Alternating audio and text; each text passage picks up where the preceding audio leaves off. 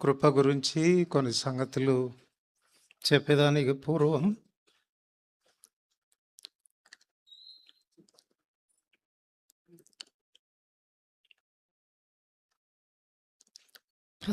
ప్రసంగి గ్రంథం 4వ అధ్యాయం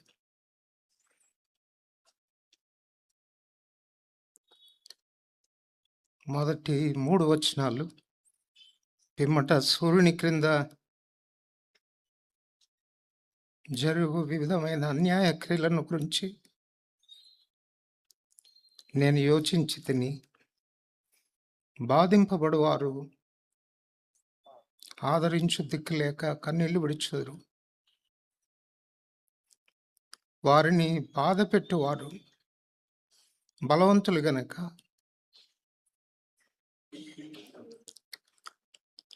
ఆదరించువాడొకడు లేకపోయింది. కాబట్టి ఇంకనూ బ్రతుకుచున్న వారి కంటే ఇంతకు ముందు కాలం చేసిన వారే ధన్యులనుకుంటుని, ఇంకనూ పుట్టని వారు సూర్యుని క్రింద జరుగు అన్యాయపు పనులు చూచి ఉండని హేతు చేత ఈ ఉభయుల కంటేను వారే ధన్యులు అనుకుంటుని.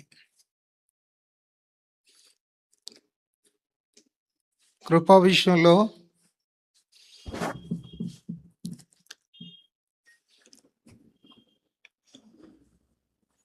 ఈ మాటలు అక్షర సత్యమని చెప్పాలి.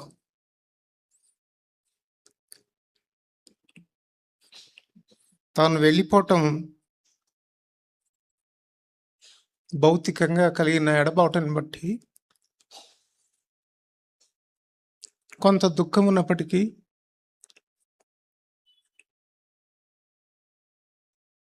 బైబిల్ని అనుసరించి మనకున్న నిరీక్షణ ప్రకారం తను ధన్యుడయ్యాడు.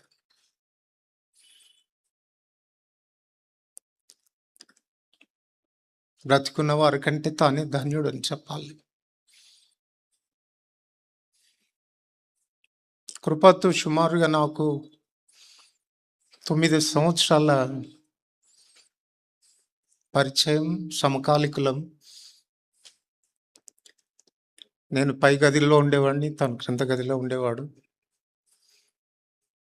భక్సింగ్ గారి దగ్గర కనీసం 4 నుండి 5 సంవత్సరాలు కలిసి పనిచేశాను.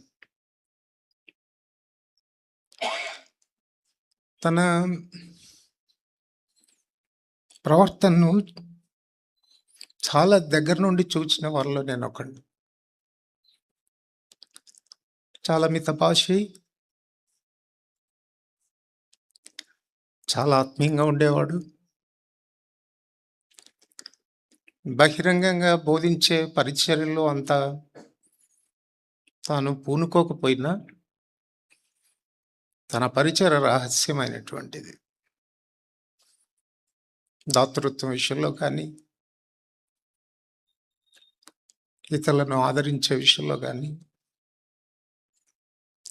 ఇతరులకు అక్కర్లో సహాయపడే విషయంలో కానీ ఏనాడో వెనకాడేటువంటి వాడు కాడు. సో ఆ 9 సంవత్సరాల కాలం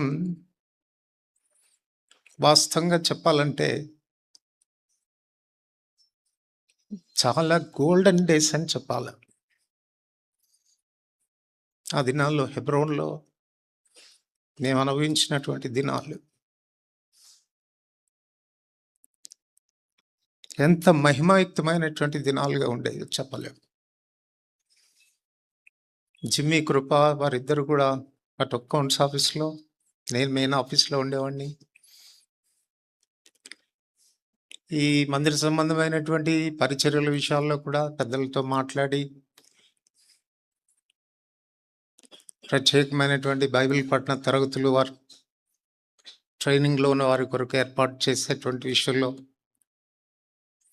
ఎంతో సహాయపడుతూ వచ్చారు. తద్వారా గొప్ప గొప్ప దైవజనులు మా మధ్యలోనికి వచ్చి వారము 2 వారాలు మాతో కూడా ఉండి ఈ ప్రత్యేకమైనటువంటి కూడికలు నిర్వహించడం నిజంగా అవి పండుగ దినాలుగా ఉండేవి.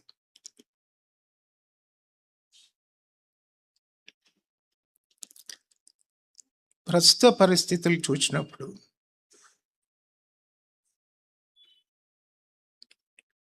చాలా చాలా దుఃఖపడాల్సి వస్తుంది.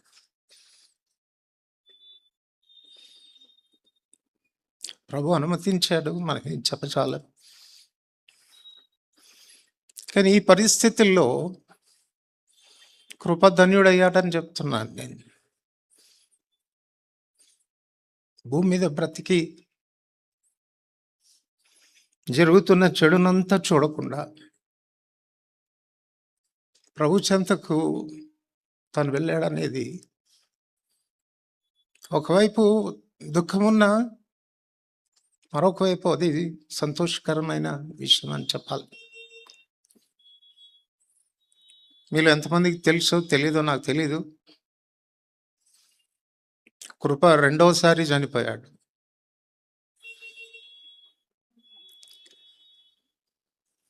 అందుకే నాకు కీర్తనలు 16లో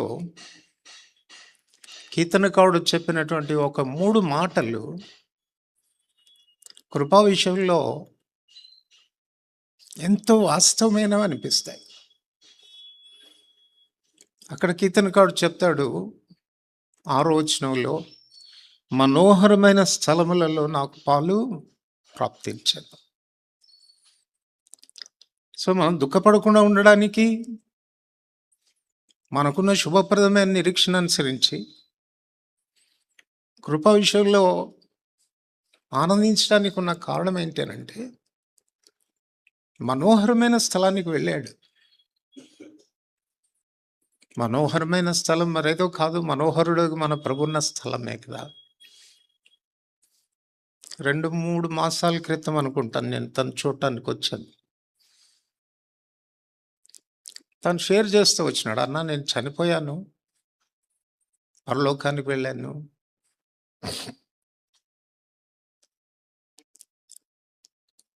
అక్కడ గొప్ప వెలుగు చూశాను, అమ్మ నాన్న కనపడ్డారు, రూతక్క క్రిస్టఫర్ అన్న కనపడ్డారు, మా బావగారు కనపడ్డారు, దూతలు కనపడ్డారు.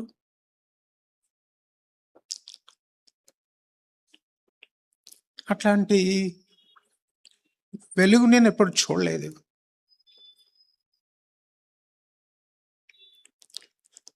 నేను ఎందుకు ఈ మాటలు చెప్పాల్సి వస్తుందంటే, తాను నిశ్చయంగా మనోహరమైన స్థలానికి వెళ్ళాడు అన్నటువంటి విషయాన్ని తాను వెళ్ళకముందే నిర్ధారణ చేసుకున్నాడు. ప్రభు తీసుకెళ్ళి చూపించాడు తను, ఇదిగో ఈ చోటికి నువ్వు రాబోతున్నామని. అది ఎంత ధన్యకరమైనటువంటి విషయం.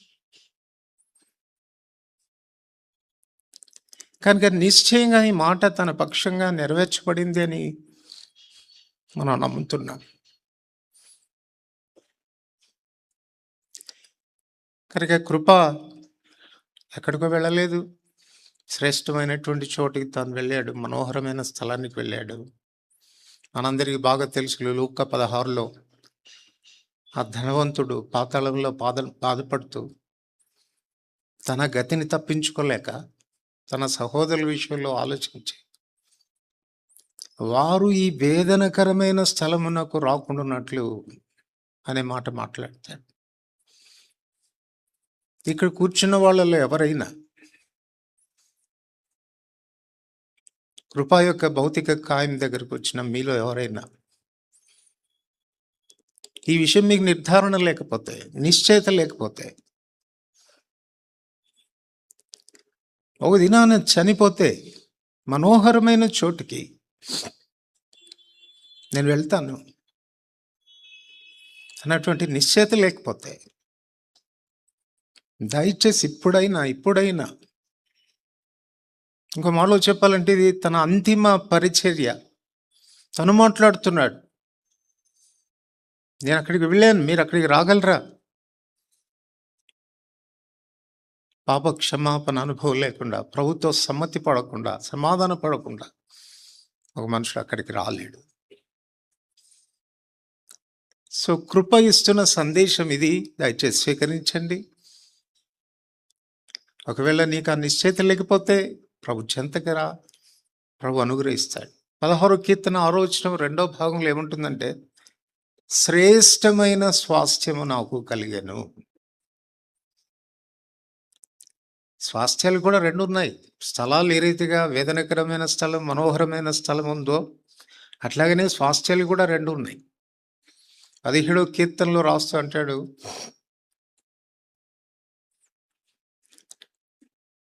ఈ లోకుల వల్లే నేను లేను, వాళ్ళు తమ ఆస్తిని తమ పిల్లలకు విడిచిపెట్టుదురు. అంటే విడిచిపెట్టే స్వాస్థ్యం. లోకంలో ఏం సంపాదించుకున్నా, వెండి బంగారాలైనా, ఐశ్వర్యాలైనా, ఏదైనా ఒక దినాన మనం ఇక్కడ వదిలిపెట్టి వెళ్ళిపోవాల్సిందే. శ్రేష్టమైన స్వాస్థ్యం, శాశ్వతమైనటువంటి స్వాస్థ్యం. మనకు తెలుగులో ఒక చక్కని పాట కూడా ఉంది కదా, ఏసే మనకిలా స్వాస్థ్యం, వేరొక స్వాస్థ్యం లేదు ఇక్కడ. సో కృప ఇచ్చే 2వ సాక్ష్యం ఏంటంటే, మనోహరమైన చోటుకి వెళ్ళడం మాత్రమే కాదు, శ్రేష్టమైన స్వాస్థ్యం నాకు కలిగింది. ఇప్పటికే చాలామంది తన గురించి సాక్ష్యం ఇస్తూ చెప్పారు. పర్సనల్గా, వ్యక్తిగతంగా దగ్గర ఉండి చూసినటువంటి నేను కూడా చెప్పగలను. డబ్బు విషయంలో ఏనాడు కూడా తను ఆశించేవాడు కాదు. కూర్చుకోవాలి, సమకూర్చుకోవాలి అన్నటువంటి తలంపు తనకు ఉండేది కాదు. ఇతరులకు ఎలా సహాయపడాలి, ఎలా ఆనందింపచేయాలి, ఎలా ఆదుకోవాలి అనేటువంటి విషయంలో ఎప్పుడూ ఆలోచిస్తూ వచ్చినటువంటి వాడు. దీన్ని బట్టి మనకు అర్థమయ్యే విషయం ఏంటంటే, భౌతికమైన స్వాస్థ్యాన్ని గురించినటువంటి గమనంలో తను బ్రతకలేదు. నాకు శ్రేష్టమైన స్వాస్థ్యం ఒకటి ఉంది కదా, ఇది ఉంటే ఏంటి, లేకపోతే ఏంటి అన్నటువంటి భావనలో తను బ్రతికాడు. అందుకు చెప్తున్నాను, ఇవన్నీ కూడా తన జీవితం విషయంలో అక్షర సత్యాలు. శ్రేష్టమైన చోటికి వెళ్ళడం మాత్రమే కాదు, శ్రేష్టమైన స్వాస్థ్యాన్ని పొందాడు. 3వ మాట ఏం చెప్తాడంటే, సదాకాలం నా గురి ఆనందే పెట్టాను. ఇంకో మాలో చెప్పాలంటే, గురి కలిగి బ్రతికినటువంటి వాడు. మనందరికీ తెలుసు గురి అంటే ఏంటి అనేది. అపోస్తలుడైన పౌలు ఫిలిప్పీ 3లో రాస్తాడు, ఉన్నతమైన పిలుపునకు కలుగు బహుమానం పొందవాలని గురి ఎద్దకి పరిగెడుతున్నానని. ఏంటి ఆ గురి? చివరిలో తాను చనిపోయినప్పుడు చెప్పాడు కదా, చనిపోక మునుపు, మంచి పోరాటము పోరాడి తిని, నా పరుగు కడముట్టించి తిని. సో ఒక మాటలో చెప్పాలనంటే, ప్రభు తనకు అప్పగించినటువంటి పరిచర్యను సంపూర్తిగా నెరవేర్చుటయే గురి అంటే. తాను ఈ లోకాన్ని వదిలిపెట్టి వెళ్ళిపోకముందు ఆ గురితో బ్రతికాడు. దేవుడు నన్ను ఎందుకు పిలిచాడు, ఏ ఉద్దేశంతో పిలిచాడు, నా పిలిపేంటి? ఫిలిప్పీ 3:12లో కూడా మనం చదువుతాం, క్రీస్తు యేసు చేత దేని నిమిత్తం నేను పట్టబడుతున్నావు దాన్ని పట్టుకోవాలని పరిగెడతా ఉన్నాను.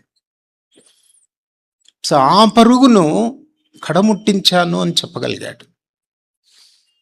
అందుచేతనే అలాంటి వాళ్ళందరికీ కడముట్టించాను గనక ఇక మీద నా కొరకు నీతి కిరీటము ఉంచబడి ఉన్నాను. సో ఈ 3 మాటలు తన వ్యక్తిగతమైన జీవితంలో వాస్తవికమైనవని చెప్పాలా. శ్రేష్టమైన చోటుకు వెళ్ళాడు, శ్రేష్టమైనటువంటి స్వాస్థ్యాన్ని పొందాడు, గురి చేరుకోగలిగాడు. He could complete his ministry, తన పరిచర్యను ముగించగలిగాడు. విజయవంతంగా తన పరిచర్యను ముగించి వెళ్ళిపోగలిగాడు. దేవుని బిడ్డలంగా, విశ్వాసులంగా మన యాత్రను ముగించక పూర్వం నిశ్చయపరుచుకుందాం. మనం ఏదో జీవిస్తున్నామంటే జీవించడం కాదు, ఏదో చేస్తున్నామంటే చేయడం కాదు, ఏదో సేవిస్తున్నామంటే సేవించడం కాదు. ఇటువంటి భరోసాతో, నిశ్చయితతో జీవించవలసినటువంటి వారంగా ఉన్నారు. సో ప్రభు నిశ్చయంగా తన విషయంలో ఆర్థిక కృప చూపాడు. అఫ్ కోర్స్ మనకంటే ముందుగా తను వెళ్ళవలసి వచ్చింది. దాన్ని మనమేం ప్రశ్నించలేం. దేవుని యొక్క ఏర్పాటు, దేవుని చిత్తం. ఇంకో మాలో చెప్పాలంటే ఆయనకి ఇష్టమైన వారిని తన చెంతగా ఆయన తీసుకుని వెళ్తాడు. సో ఇవన్నీ ఉన్నాయి కనుక వీటిని బట్టి మనం ఆదరించబడతాం. భౌతికంగా తను లేడన్నటువంటి కాస్త దుఃఖమే, ఎడబాటును బట్టి కలిగిన కాస్త దుఃఖమే. కానీ ఆ దుఃఖం కూడా ఒక దినాన ప్రభు తొలగిస్తాడు. కారణం ఏంటంటే మళ్ళా మన ప్రియులను ఒక దినాన్ని మనం చూస్తాం కనుక. సో అట్టి నిరీక్షణతో మనము జీవించడానికి ప్రభు సహాయపడునుగాక.